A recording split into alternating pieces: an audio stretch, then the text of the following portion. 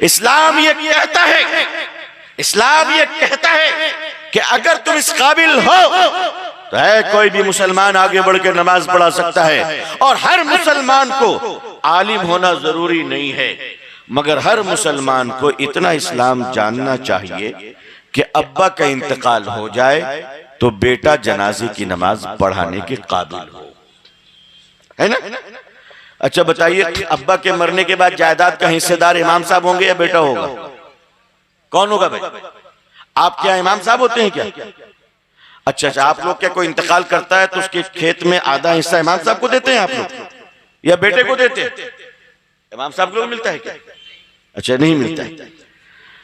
जब बाप की जायदाद में बेटे का हिस्सा है तो अपने बेटे को इस काबिल क्यों नहीं बना देते कि तड़प कर वो तुम्हारे जनाजे की नमाज पढ़ाए और कहे कि अल्लाह मेरा बाप दुनिया से जा रहा है, आप इसके साथ अच्छा सलूक कीजिएगा, इसने मेरे साथ बड़ा अच्छा सलूक किया था। अपनी औलाद को इस काबिल क्यों नहीं बनाते कि आपकी औलाद जनाजे की नमाज पढ़ाए? मुसलमानों, हर मुसलमान अपनी बेटी को इतना दीन सिखा दे कि मुसलमान औरत के जनाजे को गुस्ल हर मुसलमान घर की औरत खुद दे सके इंशाअल्लाह। हर बेटी गुस्ल दे सके, हर मुसलमान नौजवान मरहुमीन के जनाजे की नमाज पढ़ा सके, हर कमेटी का मेंबर इमाम साहब की गैर मौजूदगी में नमाज पढ़ा सके और मुअज्जिन साहब की गैर मौजूदगी में अजान देने के काबिल हो। सिर्फ इतना काफी नहीं कि मैं कमेटी का आदमी हूं, तब तालमेल दोनों में चलेगी। उलमाए किराम से दरखास्त करूंगा कि इस वक्त जो है अहलुल्लाह उठते चले गए हैं, आप अपने आप को तैयार कीजिए और अल्लाह ताला हम लोगों को ये तौफीक अता फरमाए कि रात की घनी तारीकियों में उठकर हम सजदे में रोने वाले बन जाएं इंशाअल्लाह, हम अल्लाह को मनाने वाले बन जाएं इंशाअल्लाह, हम अल्लाह से मांगने वाले बन जाएं इंशाअल्लाह। तो इस वक्त जो मुसलमान लड़कियों के हालात हो रहे हैं वो दो वजूहात हैं। एक वजह तो ये है कि मुसलमानों के घरों में आज दीन नहीं है।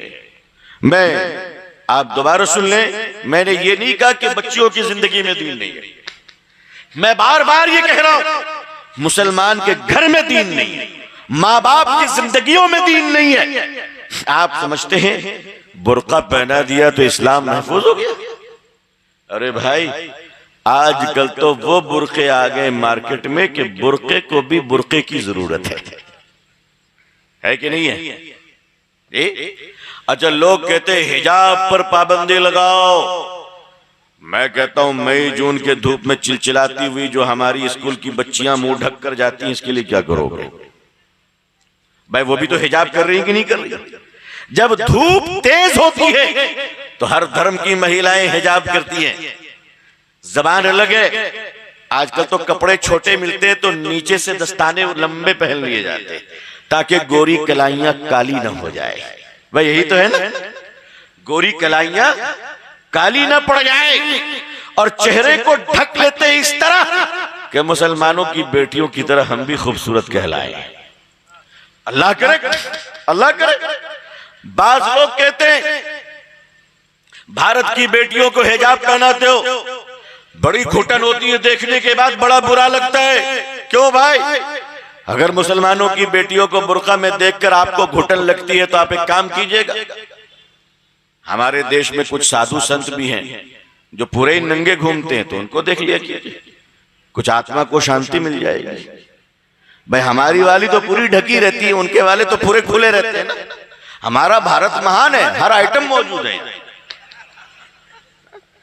हमारा देश बहुत महान है, जिसको जिस तरह जीना हो जी सकता है। अगर वो सरापा हया का मुजस्समा देखना चाहते हो तो बुर्कापोश औरतों को देख लें, और अगर पूरे मानव को उसी तरह देखें जिस तरह वो जन्म ग्रहण करता है तो उस तरह भी हमारे लोग हैं, महापुरुष हैं, आप उनका दर्शन कर सकते हैं, मुफ्त में कर सकते हैं, आपकी आत्मा को शांति मिल सकती है, खुदा आपको खुश रखे। मगर आप किसी के ऊपर उंगली उठाकर किसी समाज को गिरा नहीं सकते।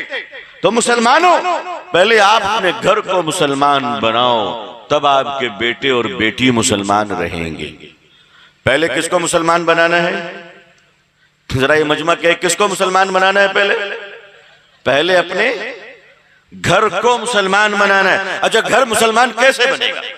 एक बड़ा सवाल है। घर मुसलमान किस तरह बनाया जाएगा?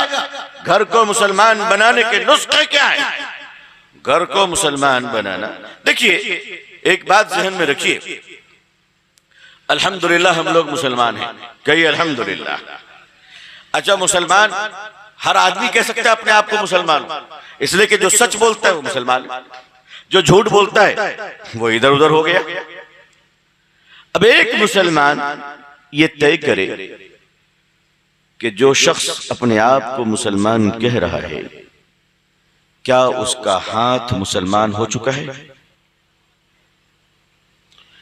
मैं आपको गहराई की तरफ ले जा रहा हूं। जो शख्स कहता है कि मैं मुसलमान हूं, मैं पूछता हूं कि तुम्हारा हाथ मुसलमान हो चुका है?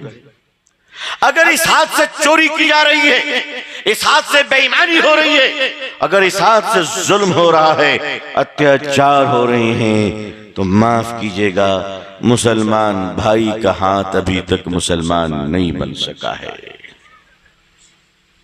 अगर मुसलमान की जबान, अगर हमारी जबान से कोई महफूज नहीं है, अगर हमारी जबान से चुगली, गीबत और बुराइयां चल रही हैं, तो हमारी जबान अगर मुसलमान नहीं, तो इसका मतलब यह है कि हम मुसलमान हैं, हमारी जबान अभी तक मुसलमान नहीं हुई। मुसलमानों, जरा तुम ये तय करो, क्या तुम्हारे घरों के दरो दीवार मुसलमान हो चुके हैं? जिस मुसलमान के घर में नमाज नहीं, जिस मुसलमान के घर में कुरान नहीं, जिस मुसलमान के घर में तिलावत नहीं, जिस मुसलमान के घर में वुजू नहीं, जिस मुसलमान के घर में सच नहीं, जिस मुसलमान के घर में अल्लाह का डर नहीं, वो मुसलमान का घर नहीं, वो तो सिनेमा हॉल, उसका थिएटर कहलाएगा। मेरे बुजुर्गों, नबी करीम सल्लल्लाहु अलैहि वसल्लम ने इरशाद फरमाया, जिसका मफहूम है कि मुसलमानों अपने घरों को नमाज और तिलावत के जरिए जिंदा करो। जिस घर में नमाज नहीं, जिस घर में तिलावत नहीं, वो घर कब्रिस्तान है। नमाज पढ़ते नहीं, बावजू रहते नहीं, और बाबा को ढूंढते रहते हैं, बाबा कहाँ है, बाबा कहाँ है। आय हाय, हमारे यहाँ भी ऐसे ऐसे चाइनीज बाबा लॉन्च हुए हैं। डाल अगरबत्ती का राख, निकाल पैसे, भेज मालिक अक्ल का अंधा, चल जाए अपना धंधा। ऐसे ऐसे हमारे यहाँ आमिल बाबा लॉन्च हो चुके हैं, जो दूसरों की बीवियों को ठीक कर रहे, जबकि आज सुबह ही अपनी बीवी का मार खा के खुद आया है। खुद आया है बेचारा। अजीजान मिल्लत, ईमान का बेड़ा गर्क कर दिया इन बाबाओं ने।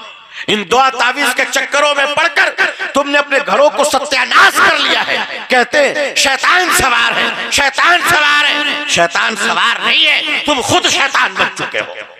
अपने आप को इंसान बनाओ। औरतें जब झूमती है, कहते शेख सद्दू आ गया, इतना जोर से झूमती है कि जिन्नात भी अलग खड़ा हो जाता है। कहता बाबा, हम भी इतनी तेज नहीं झूम पाएंगे जितनी तेज तुम झूम रही हो। अजीजाने मिल्लत, आओ अपने घरों को बचाओ इन बाबा के चक्करों से, इन लोगों की ढोंगी आमिलों से। अपने घरों को महफूज बनाओ। जो अल्लाह वाले हैं, जो मुत्तकी हैं, यकीनन उनकी दुआओं में भी असर है, यकीनन उनकी फूक में भी असर है। लेकिन ये बाजारूपन, अखबारों में इश्तिहार आ रहा है, 1 मिनट में शुद्धिकरण, 1 मिनट में कब्जा कर लेंगे। अरे अगर कब्जा करना इतना आसान हो तो तुम खुद ना अंबानी को कब्जा कर लो। अंबानी कब्जा होता नहीं, रहमानी के चक्कर में पड़ा हुआ है। ये रहमानी उसके कंट्रोल में आने वाला है। तुमसे अंबानी अडानी नहीं संभलता है, तुम रहमानी को संभालना चाहते हो। अजीजान मिल्लत, अपने घरों को मुसलमान बनाइए। अपने घरों को किस तरह मुसलमान बनाया जाएगा? माशरे को मुसलमान बनाइए। याद रखिएगा, हुकूमत के बदलने से हालात नहीं बदलते हैं, आमाल के बदलने से हालात बदला करते हैं। आप बदलने का खुद को फिक्र कर लीजिए इंशाअल्लाह। आज की मजलिस में आप ये तय कीजिए कि हम लोग अपने घरों को मुसलमान बनाएंगे, कहिए इंशाअल्लाह। किसको मुसलमान बनाएंगे? घर को मुसलमान बनाएंगे इंशाअल्लाह। कैसे बनाएंगे? मैं उसकी तावीज बता दूं आप लोगों को। मैं फीस नहीं लूंगा आपसे, मैं तावीज बता रहा हूं। नबी करीम सल्लल्लाहु अलैहि वसल्लम ने इरशाद फरमाया कि जो मुसलमान अपने घर में दाखिल हो, चाहे एक बार जाए या 100 बार जाए, जब जब जाए, सुन लीजिए जरा, बड़े लोग भी सुन लें और गरीब लोग भी सुन लें। फरमाया कि घर जब जाओ, दरवाजा खुले तो सलाम करो, जोर से सलाम करो। ऐसा नहीं कि मिनमिनिया के। मस्जिद में इमाम साहब को तो डांटते हैं ऐसा कि पूरा मोहल्ला सुनता है, और घर में आके सलाम ऐसा करते हैं कि बेगम ना सुने, बकिया सब सुन ले। फरमाया सलाम करो, अस्सलामु अलैकुम। नबी करीम सल्लल्लाहु अलैहि वसल्लम इरशाद फरमाते हैं कि दरवाजे के बाहर एक शैतान खड़ा होता है। जब घर के अंदर आदमी दाखिल होता है और बिस्मिल्लाह पढ़ के सलाम करके जाता है तो शैतान नहीं जाता, और अगर बिस्मिल्लाह पढ़े बगैर, सलाम किए बगैर अगर वो अपने घर में दाखिल हो गया तो उसके साथ ये शैतान भी दाखिल हो जाता है। अब अंदर दाखिल होने के बाद आपकी बेगम साहिबा की स्विच ऑन कर देता है। क्या आप कहते हैं हालात अच्छे नहीं? अब आज से तय कीजिए इंशाअल्लाह कि जब अपने घरों में जाएंगे तो सलाम करेंगे इंशाअल्लाह। आज से करेंगे, कल से करेंगे, आज से इंशाअल्लाह। ठीक है, एक प्रॉब्लम आएगा, मैं उसको सॉल्व कर देता हूं। थोड़ी सी दिक्कत आएगी। वो दिक्कत आएगी कि आप तो 30-35 साल, 25 साल, 20 साल हो गए, कभी तो सलाम किया नहीं, है ना? अब आप जलसे से जाओगे, अचानक सलाम करोगे, दरवाजा खुलेगा, बेगम खड़ी होंगी, आप कहिएगा बेगम अस्सलाम वालेकुम। वो बेचारी तो घबरा जाएगी, या अल्लाह सही सलामत गए थे, आते जाते रास्ते में कोई नीम का पेड़ मिला था, अम्मी जान बोलती थी कि उसके नीचे से मत गुजरा करो, हो ना हो ये उसी के नीचे से गुजर कर आ गए। का क्या हुआ? का मुझे सलाम कर रहे हैं। वो अंदर जाकर मोबाइल अपनी माँ को लगाएगी, अम्मी जान गजब हो गया। का क्या हो गया? का पलटू के अब्बा लल्टू साहब मुझे सलाम कर रहे हैं। कहा है तुम्हारे बाप को हिम्मत नहीं हुई आज तक मुझे सलाम करने की, उसको कैसे हिम्मत हो गई तुमको सलाम करने की? जरूर कोई हादसा हुआ है।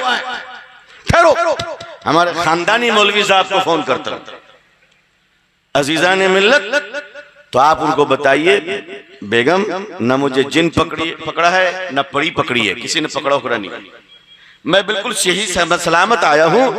मैं आज तक जानता नहीं था कि घर के अंदर अमन कायम करने के लिए सलामती की जरूरत होती है। हुजूर सल्लल्लाहु अलैहि वसल्लम की सुन्नत को आज से जिंदा करूंगा, जो सलाम न करे उसको अंदर दाखिल होने की इजाजत मत दो, बाहर निकाल। मैंने अपने घर से एक आदमी को बाहर निकाला, आगे बात करते करते मैंने बाहर निकाल, जाइए दोबारा सलाम करके आइए। हुजूर की सुन्नत से ज्यादा आप मेरे दोस्त अहम नहीं है सल्लल्लाहु अलैहि वसल्लम। हम ऐसी दोस्ती को ठोकरों पे रखते हैं जो सुन्नत की कीमत पर आया करती है। हमने कहा बाहर निकलिए, हालांकि वो भी बड़े अच्छे तुम तराक आदमी थे, काबिलियत का उनको भी एहसास था, लेकिन वो बस बात करते हुए अंदर आ गए। हमने कहा बाहर जाइए, सलाम कीजिए, बिस्मिल्लाह पढ़िए, दाहिना पांव अंदर रखिए, ये मुसलमान का घर है अल्हम्दुलिल्लाह। तो अपने घर को मुसलमान बनाइए इंशाअल्लाह।